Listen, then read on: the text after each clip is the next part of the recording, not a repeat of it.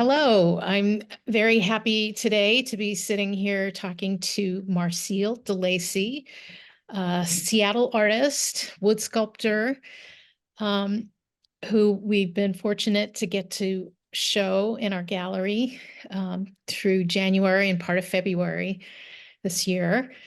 My name is Deborah Rosinski. I'm executive director of Bainbridge Arts and Crafts. And Marceil, welcome.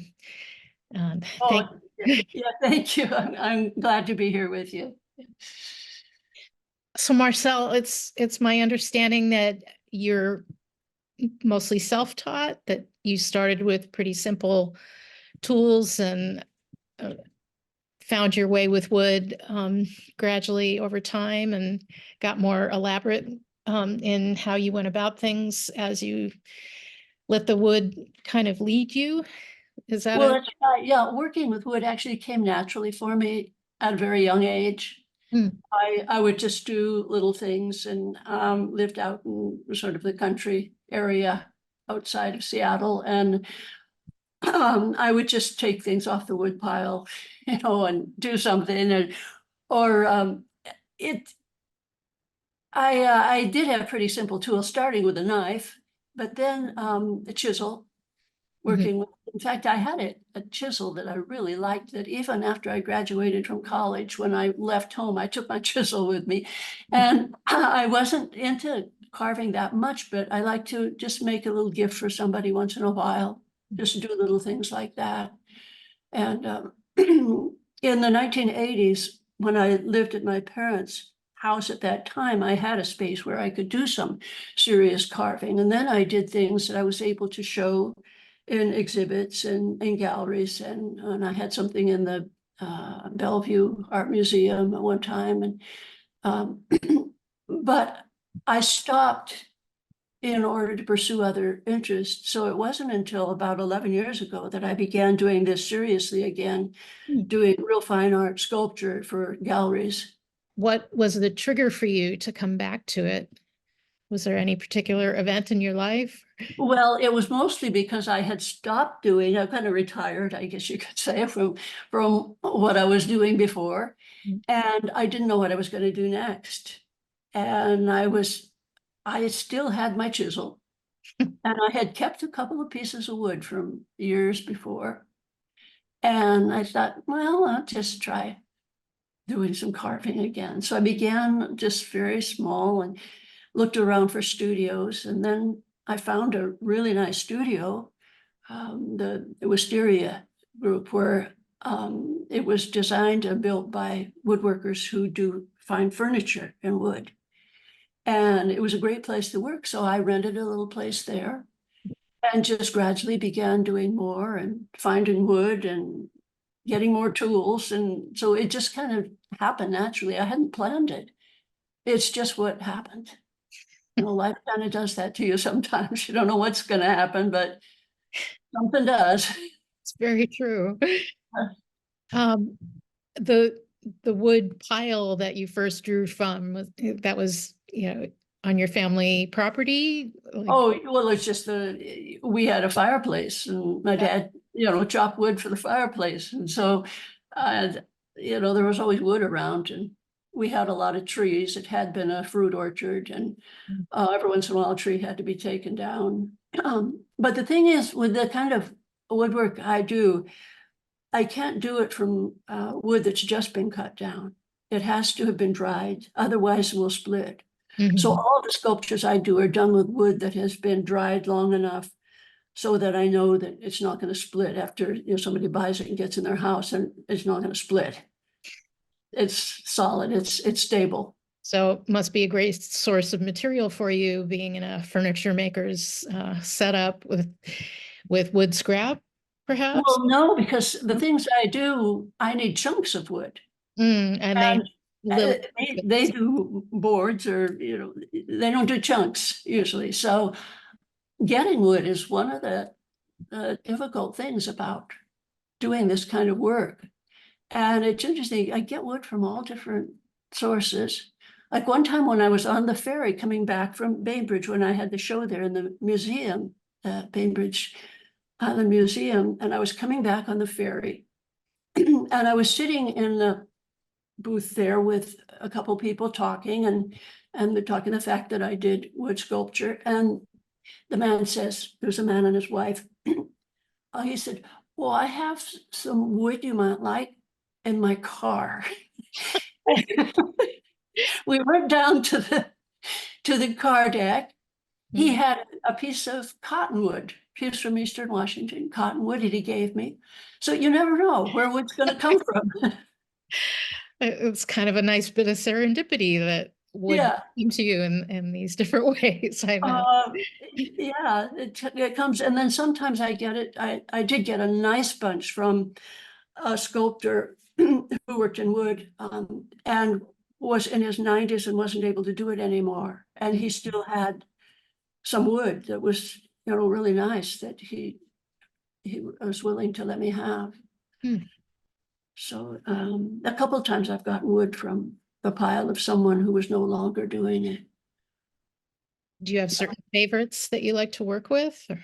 I think I've worked with probably 30 different species. Because I work with what I can get.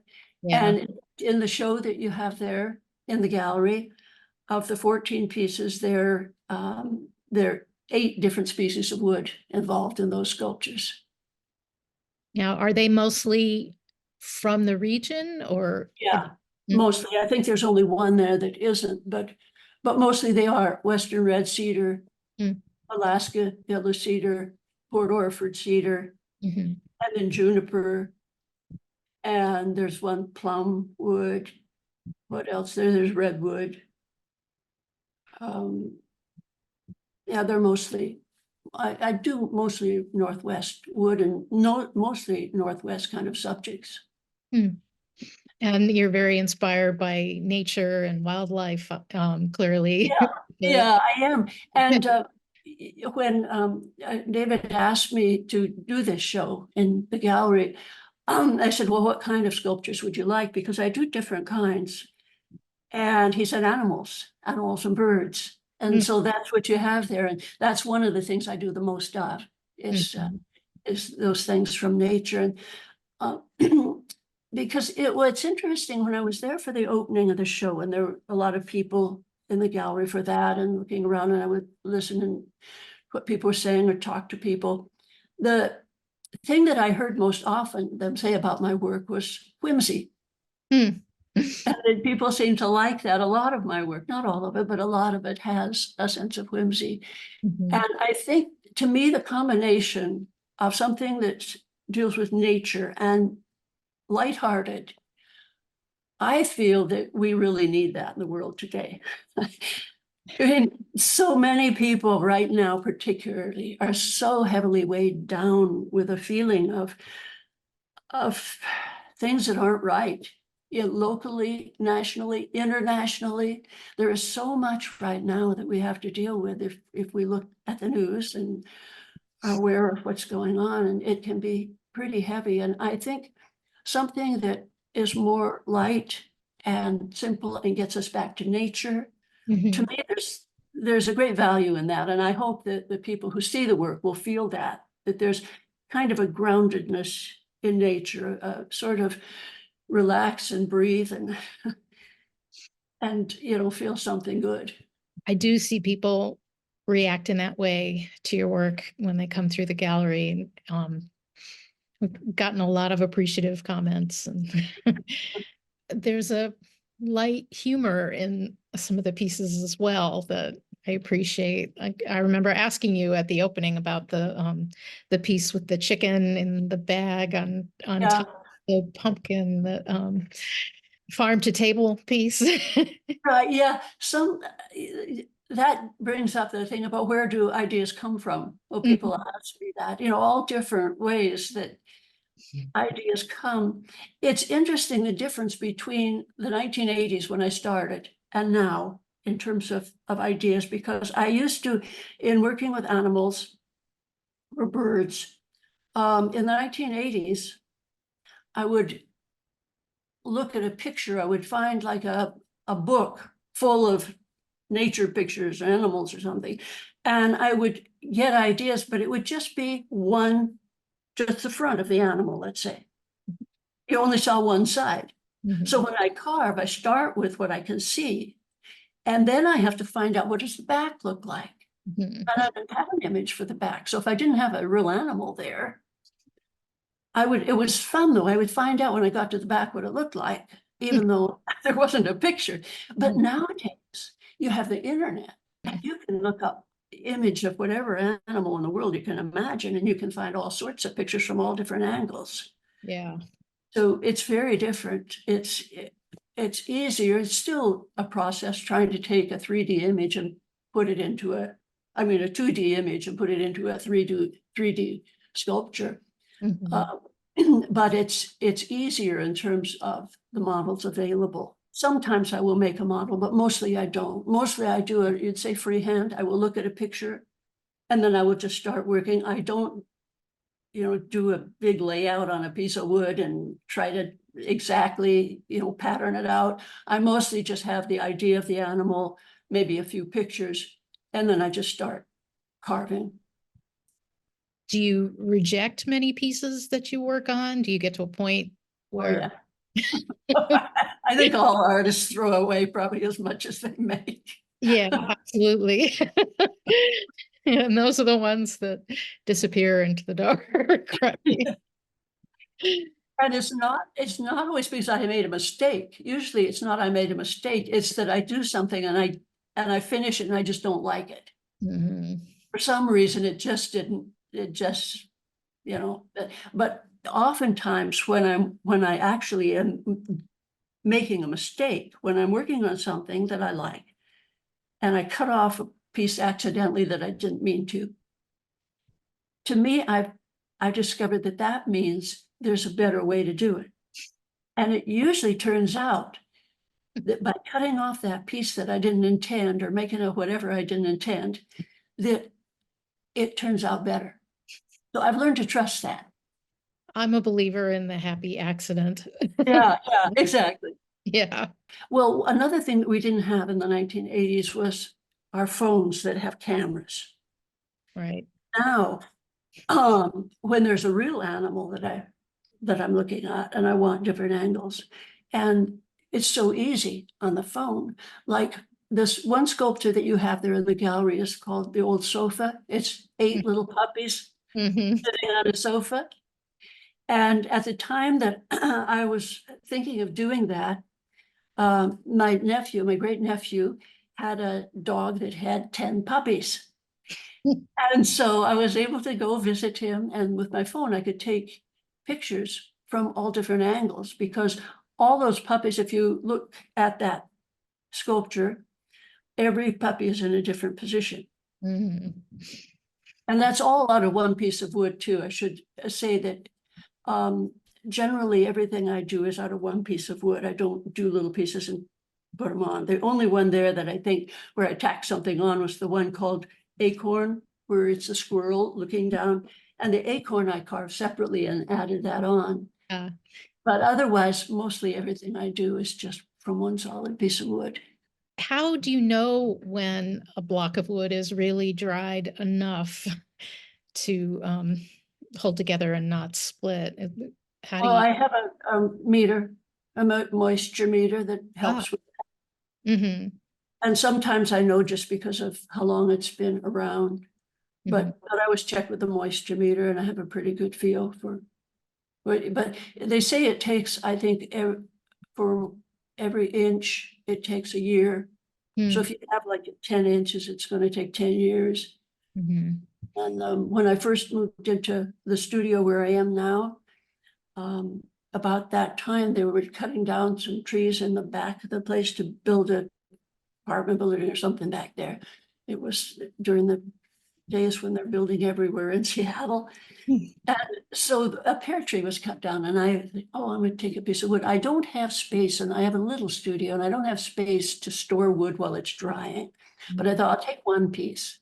So I took one pretty good chunk and it's dry now. So I haven't used it yet, but um, But you can. I can, yeah. It seems like, oh, a long time. I don't want to take, have to wait 10 years for something, but 10 years actually passes pretty quickly. Mhm. So, but mostly I don't try to dry my own because I just don't have room. And a couple of the pieces that I have in your show, the redwood, there are two there that are made out of a redwood root. Hmm. And that I got just when I was driving down the highway to California, and there are places along the side of the road sometimes where people are selling different sorts of things. And I stopped and there was this, that's where I found that great big root of the redwood tree. There seems to be kind of a bit of spirituality in your work as well. I don't know if you can speak to that. Well, I can, I guess, because spirituality has been one of my interests my whole life. And I definitely, my state of thought, I guess you'd say, you know, what I do actually comes out of my state of thought. I mean, that's true with all of us. Anything, our thought governs our life, at Mhm, least I believe. And so if my state of thought is focused on spiritual things, that's going to show in my work. mhm, That's probably what you're seeing is that I keep I also when I work, I don't have any music on. I don't have anything. It's meditative. So in that sense, it's a spiritual activity for me. mhm. So naturally, I guess that would show up. And what it's interesting that you would say that. Yeah, I had a teacher years ago. Um, a lot of the steps in his work would be sort of repetitive. So he would have the TV on while he was working. And I just thought, how can you do that? I can't do that. It's too distracting. So, Well, you know, people are so different because some of the people, no, we don't, people are pretty thoughtful in the shop that nobody, with a few exceptions sometimes, but mostly nobody turns on their music. So it's other people that are going to hear it. mm, Sometimes people have their headphones on or they'll have it quietly because there are some people who have a hard time working without their music. mhm. And then some people work where they're listening to the radio with it, you know, talking. And I can't do that, but we're all built differently. Yeah, I think of it, it's sort of a personal research journey, I think, that every artist makes. And whatever your approach to that research is how you dive in. And I can see how it would be meditative to work on what you're doing. You're removing, you're not adding, you're envisioning what might emerge. I work pretty quickly because I want to see what it's going to look like. And that brings up one thing I was going to mention is tools. The thing I least like is sharpening my chisels. Mm. And because I want to keep working. Because I see what it's going to look like. But I have to stop and sharpen because you work, and especially in hard with some of the wood I work in, it's really hard. Mhm. And I have to stop, sharpen my tools. Because if I don't, then it's not going to come out so good and it's going to slow me down anyway. I think I have about, I have probably 40 different chisels, gouge chisels Mhm. I use. And then I also use some electric tools, like a flex shaft with burr on the end that grinds, you know, that Yeah. kind of, and a lot of different rasps. And I do a lot of sanding because I like smoothness. So the final surface is very much by hand. I sand by hand. I don't wear gloves when I sand because I want to feel it. Mhm. I wear my fingers down, so you know I can't sand all day long. But Yeah. but I do it by hand. Mhm. And then I don't I I like to use a clear oil that will bring out the natural color of the wood, Mhm. or sometimes nothing at all. If I like the look of the wood the way it is without any oil, because the oil will always make it a little bit darker, even though it's clear, natural. I don't paint, the kind of work I do, I don't paint wood, but sometimes people like color. So I thought, what can I do that has color when I don't want to paint? So I've started working with epoxy, Hmm. and I do a different kind of wall sculpture now. Oh, yeah, I saw some on your website. Yeah, in fact, I don't, if I can turn this, you Oh, see, yeah. Uh-huh. yeah, that, Oh, that's, it's like the wood piece in the show. yeah, that's the bear, the polar bear looking at its reflection. And Yeah. you have that in your shop, in your studio. You have that in a Port Orford cedar. Mm-hmm. I thought, well, that would work well with epoxy to make it look like it's in water. Mm-hmm. So I did that same idea and I carve into um, a piece of wood. I leave the edges, carve into it, and then I pour the epoxy, I color the epoxy and pour it in. Oh, and then they're kind of attached together, No, or it's epoxy is its own. well, the epoxy, resin, people call it, is you pour it in, it hardens to a glassy surface, and and the sculpture then is under that surface. That's one other thing I do that I don't want to dwell on that because that's not in your show, but I just want to mention that that was one of the other things when I was trying to get color. But Mhm. most of the time, I love the color of the wood, the natural, even though it's not, bright colors. It has so much beauty to it. And with the different kinds of wood, and they're all different kind of grains, they're all a little bit different. And so I like to just let that natural color reveal itself. Yeah, and then you can focus more on the form and on what comes out in your carving process. Yeah. And also, as you can tell from the sculptures there, I like simplicity. Hmm. I don't usually do much detail. I just want the basic essence of the animal or the bird without going into detail, Hmm. just enough so that you can see what it is and keep it simple.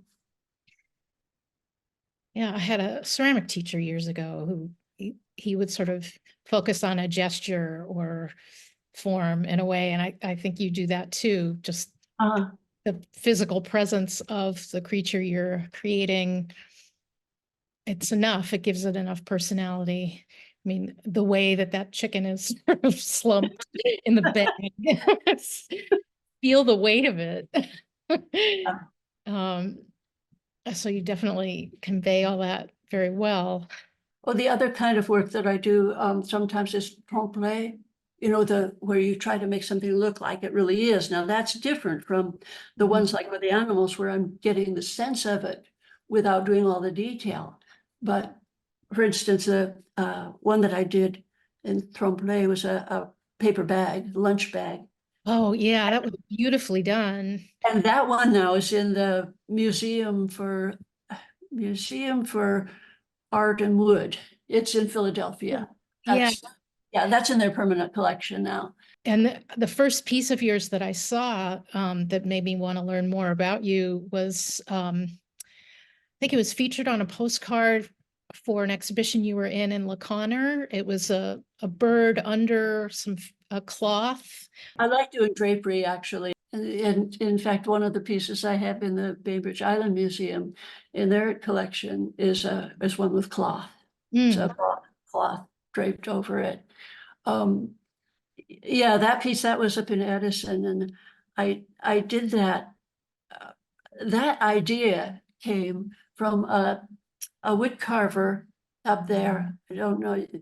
He was pretty famous in this area, Philip McCracken. yeah, And when I visited his studio. I knew him only toward the end of his life, um, he had a great big enormous studio, and he would do work on more than one thing at a time.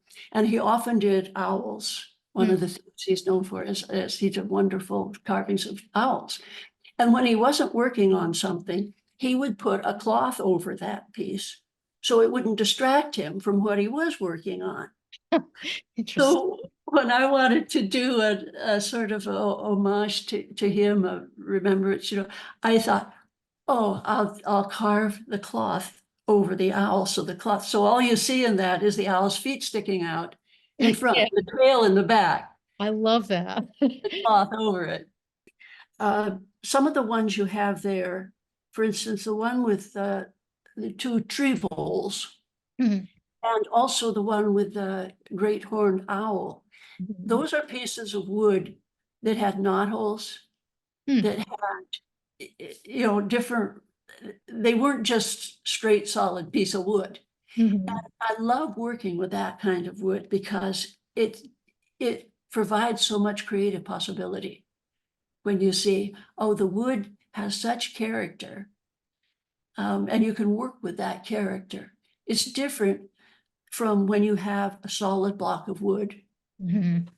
that has no problems with it at all. And those are fine too, because there's certain things, I need that for. But it's especially fun when you do have something that has curves and inclusions and knotholes, and you have to figure out, how do I work around that and make it work into a sculpture. Mhm. Or make it integral to what you're delineating. Yeah, so that it kind of tells me what to do in a way. I look at that, especially the one with the great horned owl, is like, well, that became obvious. Of course, and it tells me what to do. Yeah. The ones with the redwood roots also were like that. The one called We Are Family, and the other one of the cormorant. Mhm. Those are both with the redwood root that also had its own character to it, that pretty much told me what it needed to be.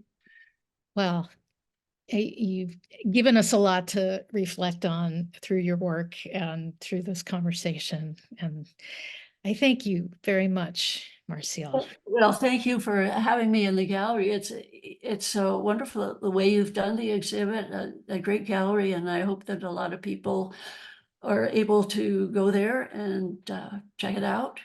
And thank you very much for the opportunity to talk with you. Please stop in to see Flora and Fauna, our exhibition for January featuring Marceil, DeLacy, and Dennis Morgan from January 5th through February 11th.